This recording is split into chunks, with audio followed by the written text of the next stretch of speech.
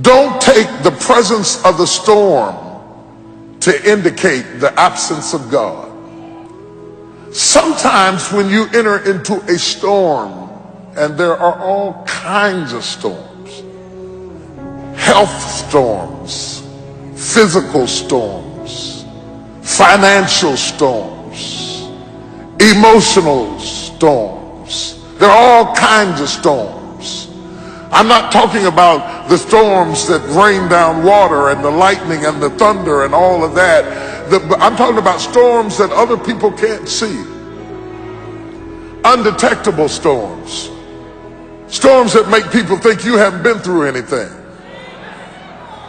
Because you get up out the bed every morning and you put your hair up and put your makeup on, and they don't know you put your smile on just like you did your makeup and walked in smiling because you were going through a secret storm. See, when you're going through a visible storm, somebody will hand you an umbrella or a raft or some help or some assistance because they are aware of your suffering. But when you're going through a secret storm, there is no comfort there because nobody knows that you're dealing with a secret storm. They're jealous of the car you're driving, not knowing that it's 2 payments behind. They're envious of the position that you were promoted to, not knowing that now that you're promoted into that position, you can't even rest at night. You can't even sleep at night. You've got so much pressure and so much responsibility on you. And all of a sudden you're in a storm and nobody even knows it. And when we get in a storm, we have a tendency to wonder, where is God? Job said, I looked for him. He was there a minute ago, but now I can't find him. I looked on the right side and I couldn't find him. I looked on the left side and I perceived him not. Where is God in the storm?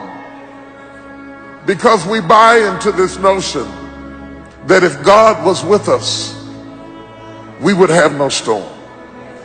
That if God were really with us, we would be happy.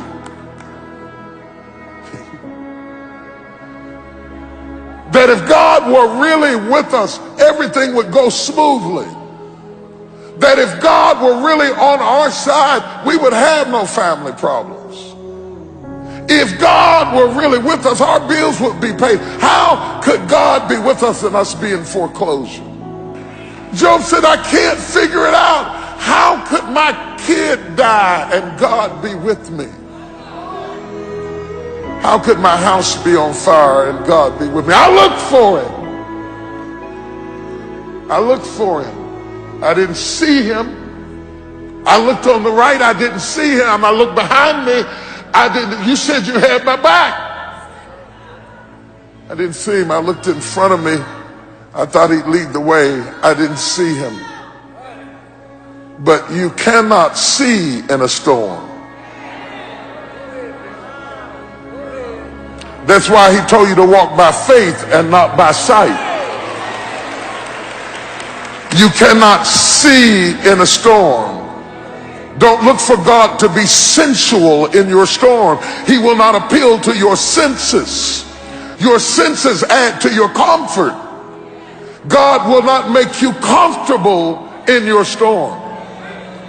But just because you are in the presence of a storm, the storm does not negate the presence of God, nor does it indicate the absence of God.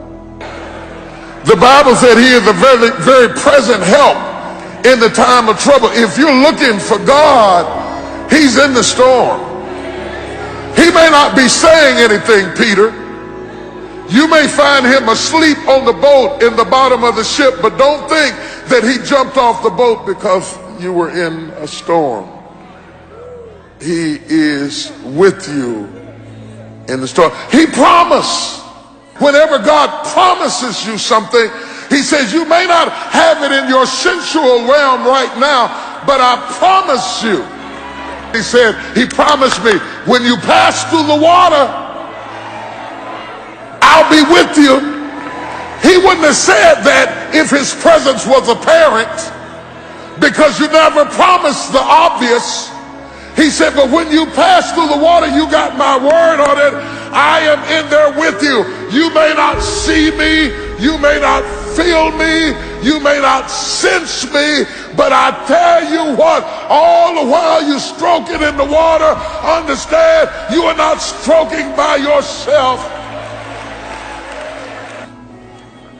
Don't be so aware of the storm that you lose awareness of the God in the storm.